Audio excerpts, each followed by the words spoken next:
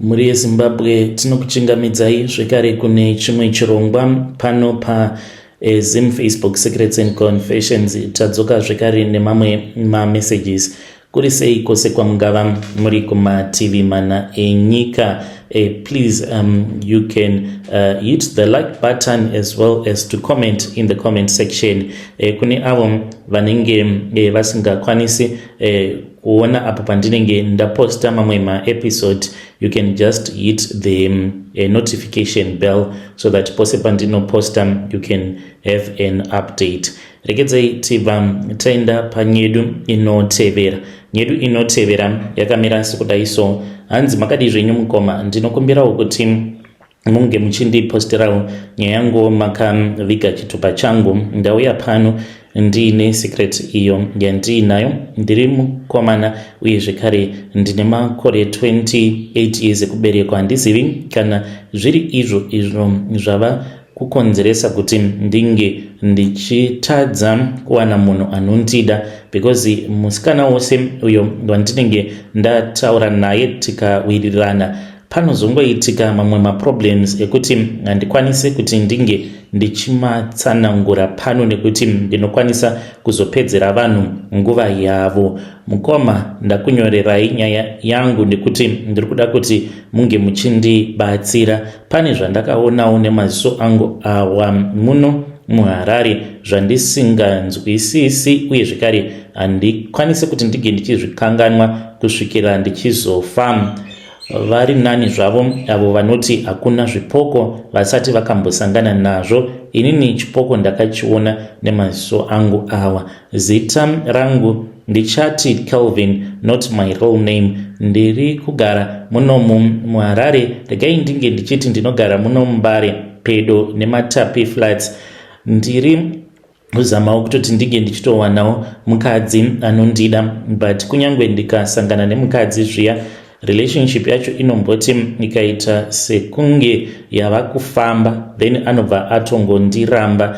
Ende vakadzi vazhinji vandinofambidzana navo anotongonditi, une mukadzi iwewe, ndakafonerwa nemukadzi wako, but handina umwe munhu uyo wandinofambidzana naye. Saka ndakazobatanidza nyaya ndikaona kuti aiwa, kana chipoko chiya chandakaona chinenge ndicho chiri kuenda chobva chachizoita kuti musikana uyo wandinenge ndichangobva mukupfimba ange achizoona sekunge inini ndine mukadzi. Zvinova zviri zvinhu zviri kunditambudza mumweya mangu. Handizivi kuti ndingabatsirikana sei. Upenyu hwangu mukoma ndakangokwirirawo mumatambudziko. It was a struggle. Ndaitawo zvekutengesa ma-airtime nekulodawo motikari. Pandakati ndapedza form 4 kwainge kusina kwekuti taikwanisa kuwana mari, saka handina kukwanisa kuti ndinge ndichizoenderera mberi nezvidzidzo zvangu. Saka ndakazowana basa iro randainge ndisina kumbogara ndakatarisira kuti ndingazoita rekushanda kuzvitunha. Mukomana, zvinhu izvi zvakaitika apo pandange ndichishanda kwaDoves. Handichatauri kuti branch yainge yakwacho kwandainge ndichishanda kwainge kuri kubranch rekupi, nekuti ndinotya kuti zvimwe kuda ndinokwanisa kuzozivikanwa. Basa randainge ndichiita rainge riri rekuchenesa mochwari uye zvekare kubatsirawo kusunda mastretcher, kutakura makofini uye zvekare nekugadzira mafridges avo anenge aine vafi asi vanenge vaburitswa mumafridges acho iwavo. Saka pandakawana basa iri mukoma, ndakabatwa nekutya kwazvo. Musi wandakanzi ndasvika pamochwari ende ndava kutanga kudzidziswa basa, but nekuda kwekuti ndainge ndichida mari ndakaona kuti ndinge ndichiramba zvainge zvisingaiti. Pandakatanga kushanda everything was normal, uye zvekare ndakakurudzirwa kuti ndinge ndichitanga kushandisa ma-sleeping tablets, nekuti dzimwe nguva ndaikwanisa kuzobatwa nekutya nekuda kwezvose zvandainge ndichazoona mumochwari zvisina kujairirika. Ndikangoti from day 1 to day 3 handina chandakaona chandingati chakanyanyisa kundivhundutsa apart from kungoonawo zvitunha zvevanhu on a daily basis. On day 4 mukoma ndipo pandakatanga kungorota dzimwe hope dzinotyisa ndakarota ndiri kubasa, ndainge ndichifamba apa musi wacho iwoyo pabasa ndainge ndiri ndega. Izvi zvaiitika muhope, not in real life. Saka ndakaona ndiri ndega ndichifamba ndiri mucorridor, uye zvekare ndakaona kuti kuleft nekuright kwainge kwakazara mafriji ende madrowa acho ainge akatovhurika, ndichitoona makumbo ezvitunha kuleft nekuright. Chakandishamisa mukoma ndechekuti mimwe mitumbi yevamwe vanhu yainge yava kutoora, ende ndikabva ndanzwa voice rakati dongorera uone mandiri. Pandakanodongorera ndakabva ndaona kuti painge paine umwe mukadzi uyo ainge akabviswa mwoyo wake. Pachipfuva pake apa painge pakatovhurika, uye zvekare ndikatongoziva kutoti haachina mwoyo nemaziso, uye zvekare nemazino, uye neganda rekunzvimbo kwake kwakavanzika. Ndo zvandakaona izvozvo. Saka ndakati zviya zvandakaudzwa namundaramoyo uyo ainge ari supervisor wedu pakambani ipapo pandainge ndichishanda, ainge akanditi kana usati wajaira unofanira kungoramba uchinwa mapiritsi awa kuzosvika wajaira sesu. But ndainge ndisingadi kuti ndirarame upenyu hwekuti ndinenge ndichingonwa mapiritsi. Saka ndaingomuudza kuti ndiri kunwa mapiritsi but ndisingamanwi mapiritsi acho. Zuva renumber 7 mukoma ndipo pandakazosangana nechimwe chiitiko chekuti kuchikanganwa chinotonetsa. Chiitiko icho chokuti ndige ndichikanganwa kusvika muzuva ranhasi. Rainge riri zuva renumber 7. It was around 2 am apo pandakange ndiri busy ndichiklina mune imwe area umo mainge muine mufi ainge akanga abva kuuya kubva kuParirenyatwa Hospital. Ainge afira muaccident yainge yaitika. Saka pandakanga ndichitogeza zvangu floor ndipo pandakabva ndachizonzwa munhu achingobata bendekete rangu. Ndainge ndakaita zvekukotama ndikacheuka nekukasika. Pandakacheuka mukoma ndo pandakabva ndachizoona kuti kumashure kwangu kwainge kuine mukadzi uyo ainge akapfeka zvinhu white. Mukadzi uyu ainge akakuvara, akawondomoka saidi rose iri. Ndokubva angonditarisa, ndokubva atonyangarika. Mukomanashi ndakabva ndamuona zvekare. Pandakamuona ndakamuona ainge akamira pamberi peumwe murume achichema, but airatidza kuti iye murume iyeye uyo waainge achida kuti ndige ndichimuona yaita sekunge yainge iri hama yake. Ndo pandakaona murume uya apiwa banga neruoko rwandisina kuona kuti rwakabva nepi. Kwava kubva achizobaya mukadzi uyo ainge azviratidzira kwandiri. Akabayiwa pamwoyo, ndikatoona mwoyo wake uchibuda uri wega. Ndokubva patosara paine gomba. Ndikabva ndati ndiye mukadzi wandakamborota zvikarika uyu. Asi mukoma ndakabudamo ndichimhanya ndikaenda ndikanoudza supervisor. Vakangoti mahallucination, uri kunwa here mapiritsi ako?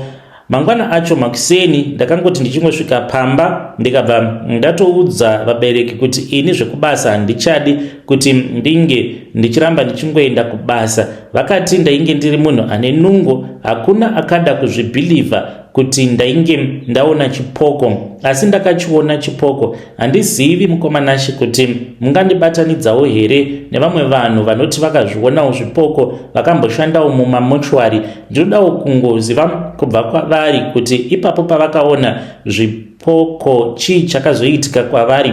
Vakakwanisa here kuzobetserwa, uye zvekare vakabatsirwa nenzira dzipi? Because ini sezvo ndisina munhu akakwanisa kumira neni kumhuri kwangu, saka ndinongozvionera chandasangana nacho chinongosanganawo neni. Ndisina kana mushonga ndinongonamatawo. Dzimwe nguva ndinokwanisa kutongoti ndiine mari, mungava muri mumba, mari iyoyo inongonyangarika. Uye zvekare panhau iyi yekuti kana ndiine mukadzi wandinenge ndichidanana naye anobva achizongondifonera kana kutongouya kumba kwangu obva andituka, obva anditi ndakatukwa nemukadzi wako pafoni. Une mukadzi, how could you do this to me? Wakati iwewe hauna mukadzi. Tarira uone kuti ndakabva mukutukwa nemukadzi wako. Munhu iyeye uyo wandinenge ndichidanana naye kana ndikamuti chindiratidza mamessages anenge asina mamessages, anobva ati mamessages acho handichamaoni,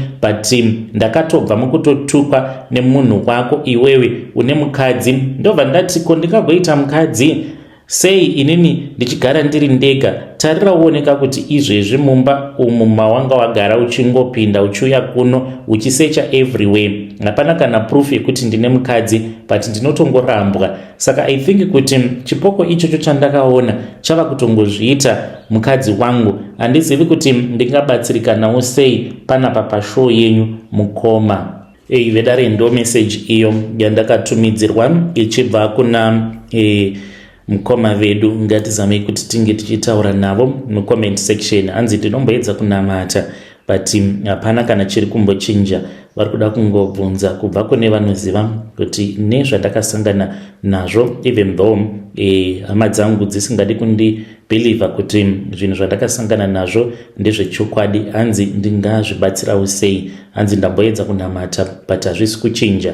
Vanoti ivo kana vakapfimba musikana anobva avaudza kuti ko iwe zvauine mukadzi uri kudei kubva kwandiri. Hanzi vamwe vanototumidzirwa mamessages vachitotukwa nemukadzi, but kuzoti tione mamessages acho, hanzi mamessages anongonyangarika mufoni. Yo zvakangooma azvo veduwe. Regedzei tibva taenda panyedu inotevera. Akomanaka ya pakaipa. Hanzi Mukoma makadii zvenyu? Ndauya pano kuti ndinge ndichizoreurura inga zvenyu vamwe munoti kana mava muna December kudai munenge muchifara nevana venyu. Ini ndakangozvara mwanasikana mumwe chete uyo akabuda akaremara nekuda kwekuti ndakaenda kun'anga ichiri nhumbu, because ndakaona kuti upenyu hwacho kwainge kusina kwahwainge kuchida kundisvitsa. Saka mwana wangu uyu wandiri kutaura nezvake, kutaura kudai iye ava ne22 years, but ndaneta manje neupenyu uhwu hwandiri kurarama. Asi mwana wangu haambofi, akaita right. Mwana wangu Mukoma anoshungurudzika nekuda kwekuti iye akaremara, akaoma zvekare mitezo yake, haana chaanokwanisa kuti ange achizviitira. Nokukura kwedu taiva vanhu vekuti taingoraramawo nekurova zvitina, ende vabereki vangu vainge vachishanda pane rimwe prazi, but rainge riri prazi but business raiitwa nemurungu wacho rainge riri business rezvitina, aitosupplya Harare yose, even kutoenda kuna naBulawayo. Daiva nemacontracts emuhurumende pese panenge pachinzi pari kuvakwa, chingava chiri chikoro kana kuti anything, vaitongonotora zvitina kubva kwaari. Saka pakazouya hondo eminda, wakabva wachizotorwa munda wake ndokubva achizobuda achitoita zvekutotiza muZimbabwe. Prazi rakati ratorwa, madzibaba edu vakatanga kugarapo, asi nekuda kwekuti vainge vakabvawo kuna naMalawi zvinhu hazvina kuzonyatsokufamba zvakanaka. Saka baba vakakasika vaona kuti zvinhu izvi kwazvava kuenda hapasina chiraramo pano. Vakabva vachizokasika vabuda muprazi ndokubva vachizouya muHarare vakatanga kuitawo mamwe mabasa. Vaita zvekugadzira maTV nemaredhiyo, ndiwo avainyatso kugadzira. Saka vakazotovhura kabhizinesi kavo, vakatotanga kutoita zvekutenga vachitengesa maTV kudzamara vatova neshop. Baba vangu vakazotanga kushandisawo mushonga mubhizinesi ravo, apo pavakazotenga kombi yavo yekutanga. Kombi iyoyo vakatoifambira vakaenda kuMozambique, uko kwavakauya vaine dumwa ravo iro ravainge vachishandisa. Ndivo vaizvidhiraivhira kombi yavo, saka dumwa ravo vaiti vachitofamba nekombi, dumwa rinenge riri mutank yefuel kuitira kuti kombi isashandisa fuel.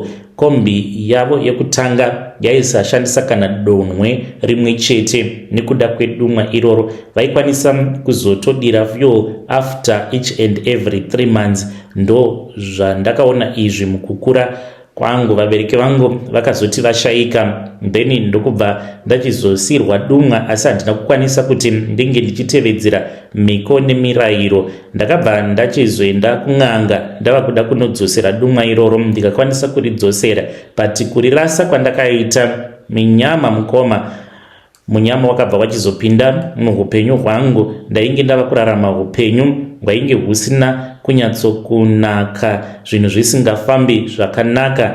At that time ndainge ndasangana naRuthi mudzimai wangu, saka iyewo aifarira zvokupinda mudzin'anga, but ainge asingazivi kuti iniwo ndainge ndichitoda kutoromba. Saka pandakazonoromba ndakaromba ndiri ndega. By then mudzimai ainge atova nepamuviri. Ndakabva ndanzi kuti unge uchiita mari nekukasika unofanira kuti unge uchichekeresa mwana uyu ari mudumbu, achabuda zvake achirarama asi chinenge chiri chirema. Ndakabvuma ini because tarisiro yangu yainge iri yekuti ndaifanira kuti ndinge ndichizoita vamwe vana vakawanda kunyangwe nevamwe vakadzi. Ndo painge paine target yangu ipapo. Handina kunge ndakaziva kuti ndichazorarama mukushungurudzika kwakanyanyisa kwakadai. Saka ndakabva ndachizodzoka kumba, mudzimai wangu ndokubva iye achizobetserwa mwana. Mudzimai akati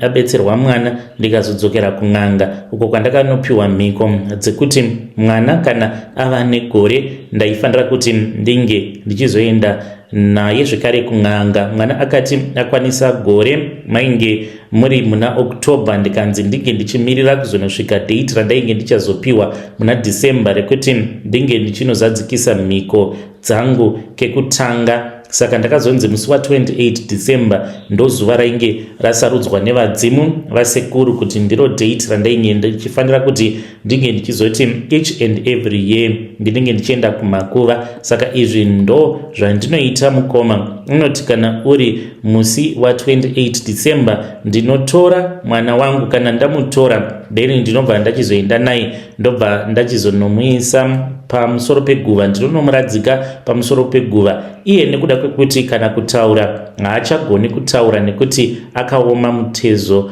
yake, saka haana chaanokwanisa kana kuzviitira, but ndinoona achitoyeredza misodzi apo pandinomutakura, then totosvika kumakuva ndobva ndatomugarisa pawheelchair because anotongoshandisa wheelchair gore rega rega. Izvi ndinofanira kuti ndinge ndichizviita, ende ndinonomuradzika paguva randinenge ndisingazivi kuti rinenge riri guva rani. Ende izvi kana ndichizviita ndinofanira kuti ndinge ndichisarudza guva rekuti it's either pamusha ipapo panenge pari padongo, angova makuva ekuti kana akadirika kana asina matombstone ndikoko, asina mazita. Handifanire kuti ndinge ndichinozviita zvinhu izvi paguva rekuti rinenge riine dombo pakaiswa tombstone uye zvekare pakatonyorwa zita. Kana ndikadaro hanzi ndinenge ndatokanganisa mhiko. Saka nekuziva kuchengetedza mukoma kwandava kuita mhiko, I make sure kuti ndinotombofamba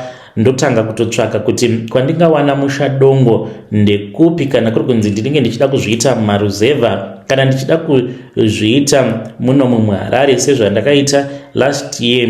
Ndakaenda pamakuva au emuHighfields, ndo pandakaenda ndikabva ndachizonoradzika mwana wangu pamusoro peguva rimwe randakaona kuti guva iri rainge rakatoparara risisina kana saini yekuti pakaradzikwa ani. Saka ndo makuva andinenge ndichifanira kuti ndinge ndichishandisa iwawo. Iro rino gore ndatova neguva iro randiri kutoziva kutoti kana ndikaenda kwakati kumusha kwakati, pamusha wepakati padongo hapana achagarapo. Saka ndinotongoendako then ndobva ndanoradzika mwana wangu pamusoro peguva, tobva tatodzoka zvedu kuHarare. Ndo zvinondichengetedza izvozvo uye zvekare ndo zvinoita kuti ndinge ndichiwana mari. Asi zvava kundirwadza gore rega rega mukoma, zviri kuramba zvichingondirwadza. Mwana wangu paainge achiri mwana mudiki kuzvi5 years zvainge zviri nyore because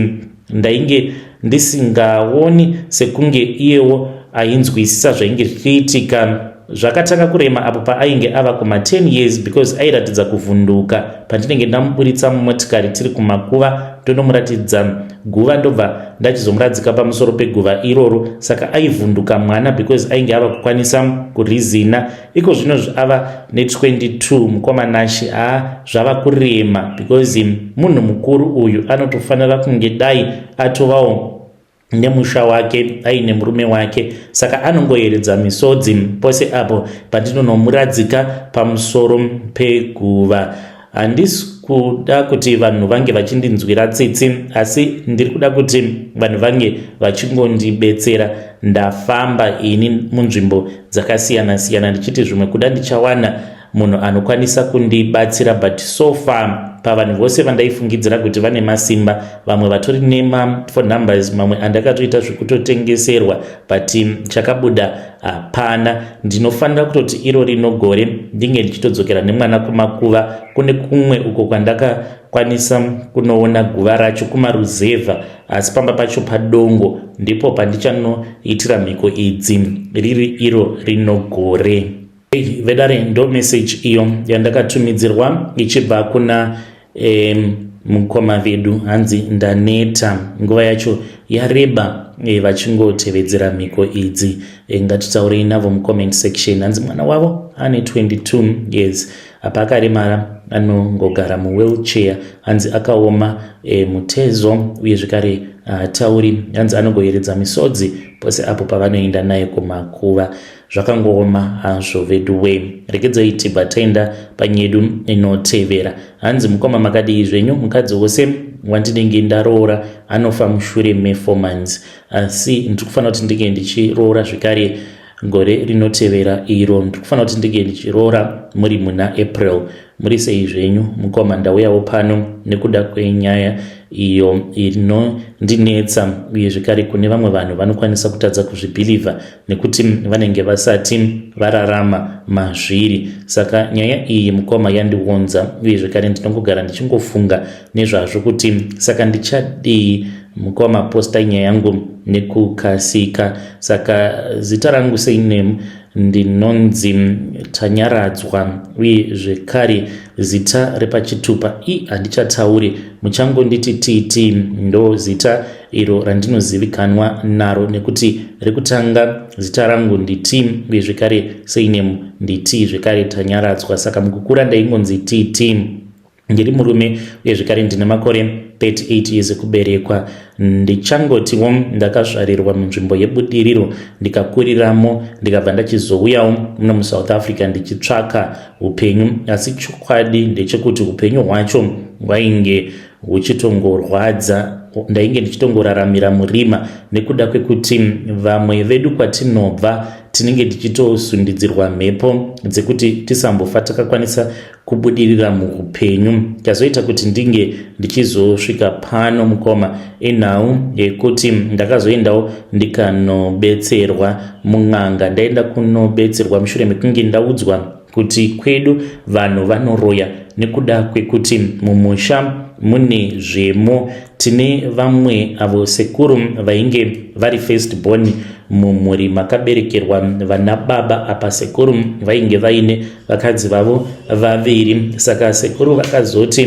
vaponda munhu muHarare ndokubva vachizodzokera kumusha paMutare uko kunonzi vanhu vose vakazotiza nekuda kwekuti pamusha painge pasingachagariki. Vanhu vakabva vachizouya vakatanga kugara muHarare zvekutoti musha chaiwo hakuchina musha kwaMutare uko nekuda kwezvakaitika izvozvo. Saka ivo gogo, amai vana baba, pavakaziva kuti mwana wavo ainge apara mhosva, vakabva vachizosundidzira mweya wengozi kune imwe imba, vachiitira kuti vavo vana vasazonetswa nemweya wengozi. Hanzi makore acho iwawo, hanzi waiti kana kuri kunzi ukaponda munhu kana akati anoda mukadzi, waifanira kuti unge uchimupa pakati pevana vako vasikana vosarudza umwe chete.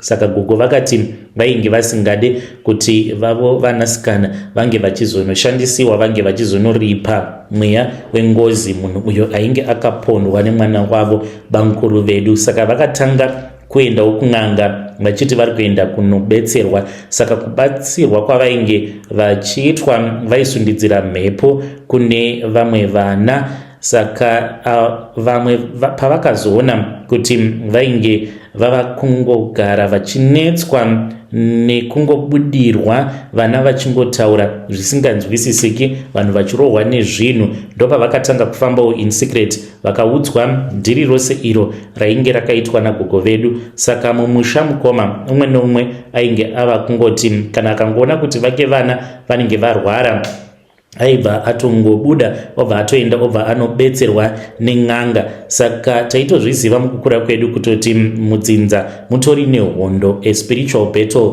that is happening. Saka umwe neumwe aingoita zvinoita kuti akwanise kuzozvidzivirira mukurarama zvekare nekuchengetedza upfumi hwako, sezvo vanhu vainge vachiroyana uye zvekare nekupanana mweya wehurombe. Ndokusaka ndakazoenda kun'anga. Ndaenda kun'anga mukoma, ndakapiwa chimwe chidhori icho chandakanzi pose pandinenge ndichifambidzana nemunhukadzi, chidhori ichocho chinenge chichisinina ropa. Kusinina kwachinenge chichiita ropa rinenge riri ropa rekumazuva ake musikana kana kuti mukadzi wandinenge ndichifambidzana naye.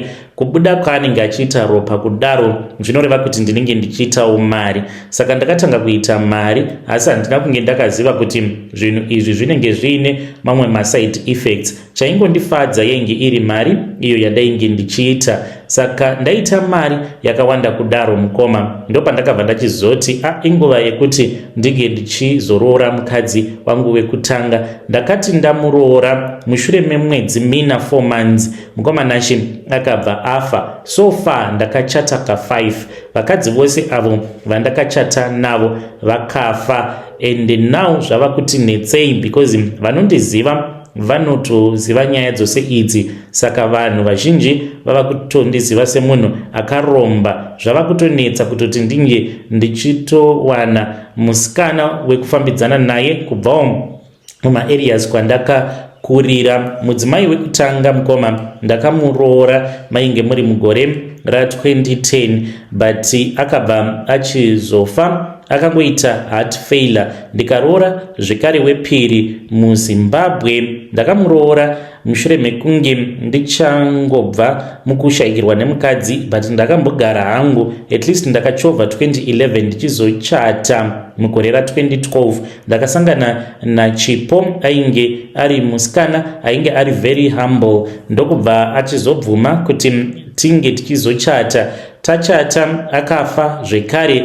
Mafiro akaita, it was very funny, akangoshayikira kubasa, ainge ari nurse. Wechitatu ndainge ndava muno munyika yeSouth Africa, ndainge ndava kuitawo zvekudriver. Ndopandakabva ndachizosangana nemukadzi wemuno muSouth Africa uyo ainge achinzi Mpo, akaita kuti ndige ndichikwanisa kuzowanawo mapepa emuno. Mushure mekunge ndachata naye akangotanga kungokwira temperature, takatorara ndekutofonera ambulance, ndikamhanya naye ndikamuendesa kuchipatara. Akafa within 4 months. Uye zvekare ndikachata nomwe zvekare uyo ainge achishanda paspa yemuKempton Park, ndakachata naye akafa zvekare. Saka mukoma ndo nyaya yacho iripo. Ende nyaya yangu yakarebesa zvekuti tinokwanisa kuita zuva rose ndichingokuudzai zvose izvo zvakaitika pavakadzi vose avo vandakachata navo vakafa. Zvino pari zvino ndine umwe muSouth African uyo wandichati Thandeka, muZulu, ende iye ndinomuda, ane 30 years, mukadzi wandinoda nemwoyo wangu wose. Pavakadzi vose avo vandakadanana navo, munhu wekuti iye ane mwoyo munyoro, ende autombofungidziri kuti angava munhu ane respect yakadaro. Ndiri kutya kumuuraya apa iye ari kutomanikidzirawo kuti tinofanira kuti tinge tichichata by April next year. Ndiri kutya kuti kana kuri kunzi tikachata mukoma zvinhu hazvizombofambi zvakanaka, anobva afa, nekuti vakadzi vose navo vandinoroora nekuchata navo vanobva vafa. Kana mukaposta nyaya yangu mozondizivisa, ndichange ndichizotevererawo ndiri mucomment section. Chandanga ndiri kuda pari zvino munhu anoziva nezvechivanhu, angava ari wemuno muSouth Africa wamunoziva kuti ange achindibatsira, asi ndanga ndisiri kuda kuti kana ndikabatsirwa through minamato zvinhu zvangu zvinge zvichizonzi zvaparadzwa, nekuti pazviri ndipo pane chiraramo changu. Apa ndizvo zvekare zvinondidyira vakadzi after each and every 4 months. Ipapo pandinotanga kutodanana nemukadzi wandinenge ndichifambidzana naye, like izvezvi zviri kuitika kuti ndiri kufambidzana naTandeka, panenge patori neropa iro rinenge richitosinina pachidhori changu. Saka ropa iroro mukoma ndiro iro rinoita kuti ndinge ndichizowana mari semawaniro awo andiri kuita mari pari zvino. Then after 4 months kana afa ndinenge ndava kusawana mari, ndinenge ndava kufanira kuti ndinge ndichitsvaka zvekare umwe mukadzi wandinodanana naye either kwegore ndichimudyisa mari, because mari yacho yandinenge ndichiwana inenge ichibva paari, saka haingandirwadzi. Kana kuri kunzi mukazokwanisawo kuwana mukana wekuposta nyaya yangu, ndapota postai, asi musazopa vanhu profile yangu yandinoshandisa kuno kuTikTok. Vedare ndo message iyo yandakatumidzirwa ichibva kuna mukoma Vedu. Zvakangooma hazvo Vedu we.